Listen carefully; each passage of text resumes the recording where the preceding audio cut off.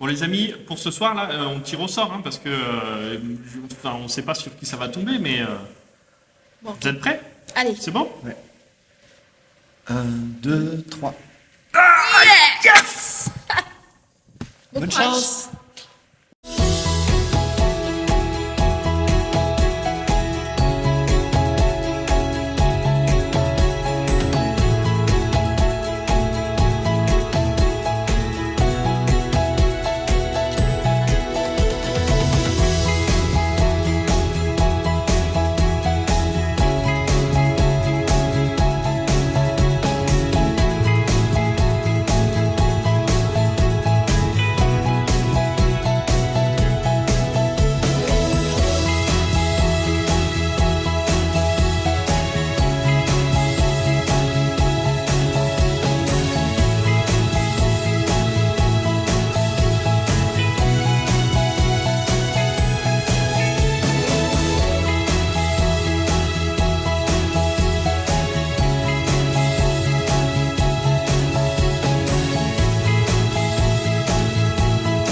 Bonsoir à tous, on est ensemble encore pour cette semaine de prière de la JA avec notre mot d'ordre « Heureux d'être disciple ».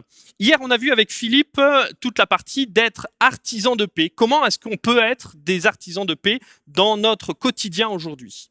Et aujourd'hui, c'est tombé sur moi, bien entendu, cette partie qui est un peu compliquée, pour être très franc, et qui va nous parler de cette faim et soif de justice. Heureux ceux qui ont faim et soif de justice.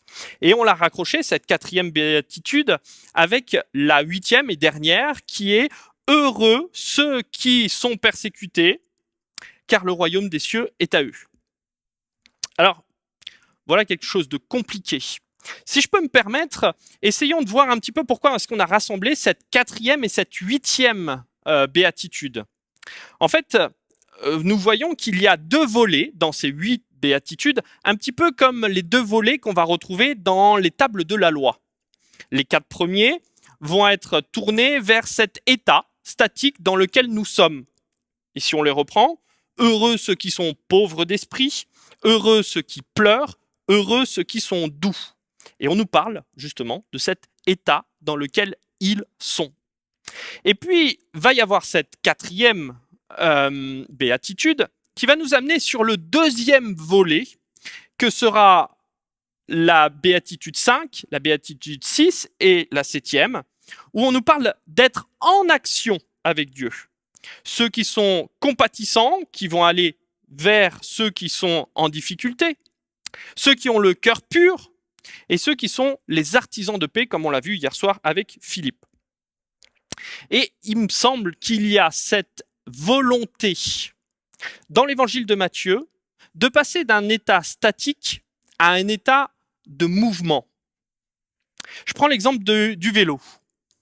Vous avez tous essayé de faire du vélo, certains sont plus doués que d'autres, mais en tout cas, ce qui est certain, c'est qu'à un moment donné, dans le vélo, il faut se lancer.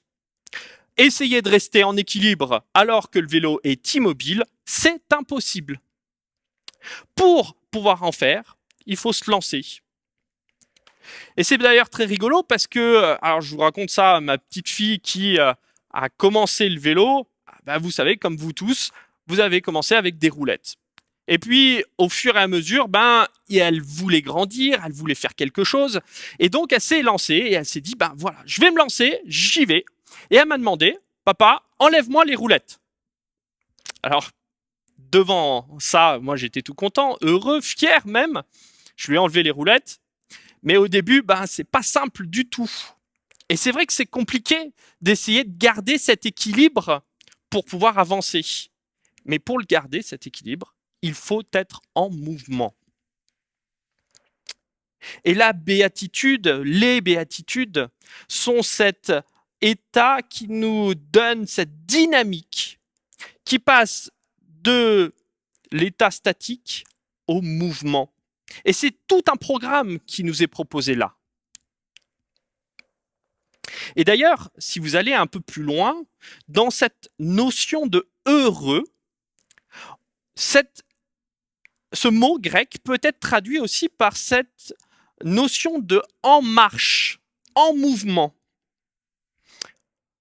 bien sûr, c'est pas la manière politique, ni des gilets jaunes, ni de certains présidents que vous connaissez bien, mais En Marche dans une dynamique. Et c'est peut-être là quelque chose qui peut nous aider à comprendre justement ce heureux dans les persécutions.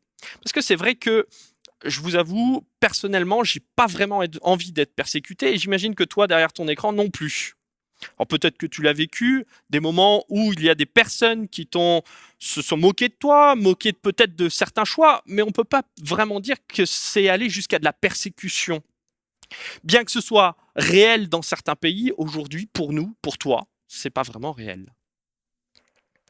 En même temps, et là je voudrais partager avec toi un petit texte. 1 Pierre 3, verset 13. Qui pourra vous faire du mal si vous vous passionnez pour le bien? D'ailleurs, quand vous souffririez pour la justice, heureux seriez-vous.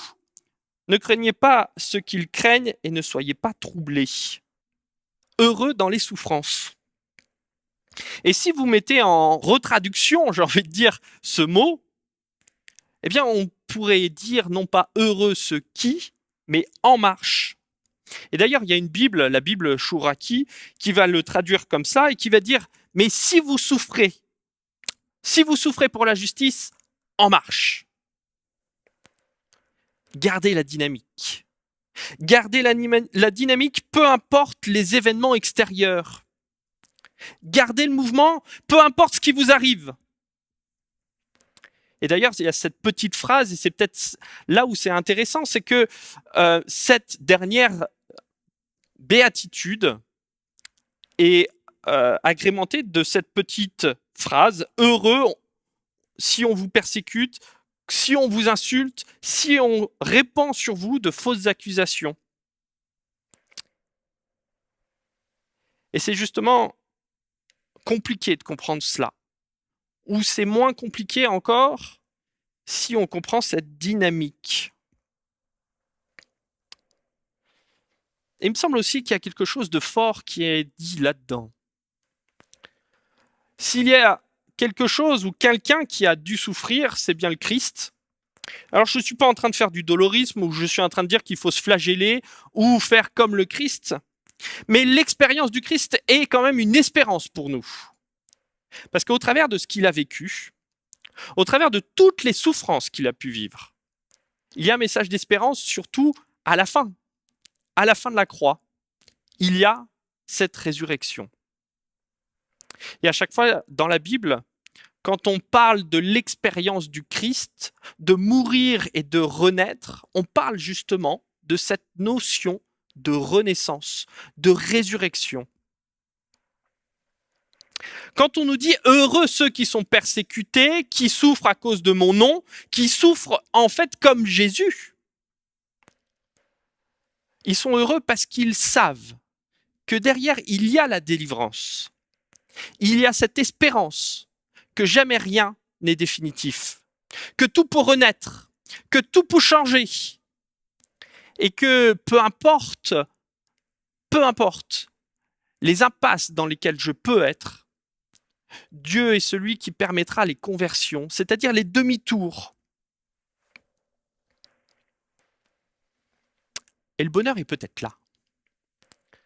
Le bonheur est peut-être d'apprendre envers et contre tout, de faire ce choix envers et contre tout, et peu importe les événements, d'être heureux.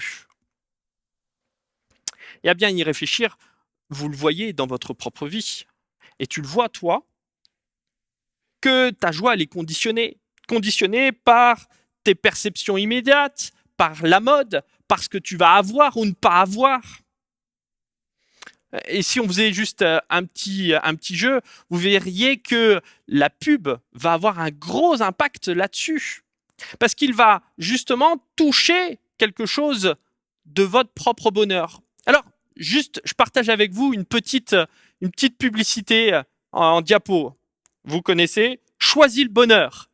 Vous avez reconnu, j'ai flouté exprès, mais vous voyez de quoi on parle. Puis on va faire un petit jeu encore. Vous savez, c'est sur les portables, vous aviez ça. Et j'étais presque honteux de jouer à ce jeu-là. C'est les jeux pour les logos. Reconnaître un logo. j'étais abasourdi de voir le nombre de logos que j'arrivais à reconnaître. On va faire un petit jeu encore. Si je vous dis quelques slogans, par exemple, Just do it, ça correspond à quoi? Ou alors, parce que je le vaux bien. Ou encore, par amour du goût. Ou think different. Faire du ciel le plus bel endroit de la terre. Vous avez peut-être reconnu toutes les marques qui étaient là. Et vous le voyez bien. Vous voyez que la pub peut avoir un impact et appuie justement sur cette notion de bonheur. Parce que vous avez un bon déo, bah tu vas attirer toutes les filles. Parce que tu as un bon gel douche, tu vas pouvoir voyager jusqu'à Tahiti. Parce que tu as une nouvelle voiture, un 4x4, tu vas pouvoir t'évader. Alors que tu le prends juste pour aller au boulot. Hein. Et mon bonheur est forcément menacé par tout cela. Parce que il fluctue, il est menacé parce que il change en fonction des situations, des modes, de ce que j'ai, de ce que je n'ai pas. Et face à toutes ces fluctuations, les béatitudes sont là justement pour m'inviter à voir la constance de Dieu, qui malgré mes erreurs, malgré mes fluctuations, il place sa constance de transformation, qui permet que le mal puisse être transformé en bien, que les persécutions puissent être un bonheur. Et ça fait bizarre de le dire, parce qu'elles permettent justement peut-être un renouveau, quelque chose de complètement différent. Heureux ceux qui ont faim et soif de justice, car ils seront rassasiés. On comprend alors que pour un bonheur, il faut justement avoir faim. Faim de justice. Cette justice dans la Bible, ou les justes dans la Bible, ce n'est pas forcément ce qu'on entend nous de prime abord. Les justes dans la Bible, ce sont ceux qui sont ajustés à Dieu, ceux qui ont faim de la présence de Dieu, ceux qui ont faim et soif de la volonté de Dieu, et par là même de vivre une amitié avec lui. Avoir faim, être assoiffé, en attente de ce que Dieu va donner, de ce que Dieu va pouvoir transformer, de cette constance dont on parlait tout à l'heure. Et vous comprenez une chose qui était dite dans cette béatitude, 4e, qui dit justement que le bonheur, il est aussi créé par le manque. Parce que avec le manque, il y a la promesse que le bonheur peut venir d'ailleurs. Et on comprend mieux les béatitudes. Toutes ces béatitudes qui nous appellent non pas à remplir, à charger la mule encore plus, mais qui nous invitent à faire le vide. Et c'est peut-être là la conclusion, une des conclusions que nous pouvons avoir dans cette semaine de prière, et aussi pour aujourd'hui, face à ces persécutions, face à cette soif de justice, c'est un appel à pouvoir non pas être dans une absence de stimuli négatifs, mais de pouvoir être dans l'attente. Vous savez, être heureux, le bonheur, ce n'est pas comme ces pubs qui vont vous le dire, qu'il faut toujours avoir plus, qu'il faut toujours faire davantage, qu'il faut toujours charger. Mais le bonheur, c'est cette dynamique, comme un vélo qui se met en marche, qui se met en route. Peu importe les événements, peu importe ce qui se passera dans ta vie. Parce que tu es sûr que Dieu est celui qui va guider les choses, que Dieu est celui qui va transformer ce qui est mauvais.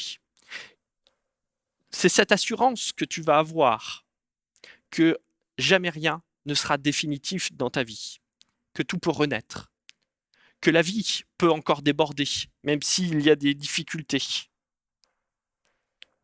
Et que les impasses dans lesquelles tu peux te retrouver aujourd'hui sont des occasions pour Dieu de se manifester avec force dans ta vie.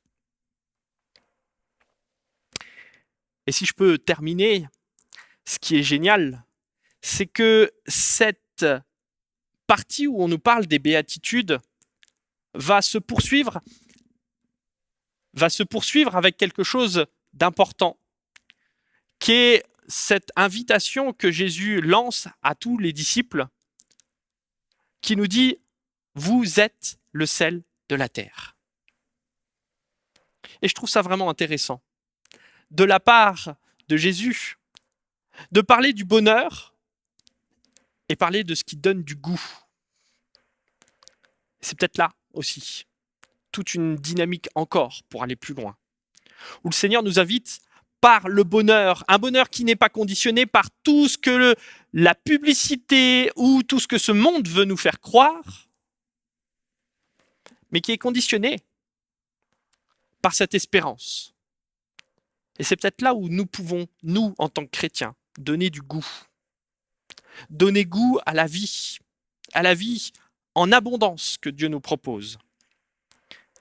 Alors toi, qui es derrière ton écran, je t'invite à voir dans ces béatitudes, à voir même dans cette béatitude difficile qu'est d'être heureux malgré les persécutions, de voir que Dieu est en train de t'inviter à faire un pas de plus, un pas pour donner du goût à la vie, du goût à ta vie. Alors ma question pour ce soir, pour toi, est-ce que tu es prêt à donner du goût à ta vie? Est-ce que tu es prêt à choisir ce bonheur, un bonheur qui n'est pas tout à fait comme tu l'as toujours entendu jusqu'à présent, mais un bonheur qui accepte de faire de la place à Dieu dans ta vie? Est-ce que tu veux te donner à Dieu? Là est toute la question.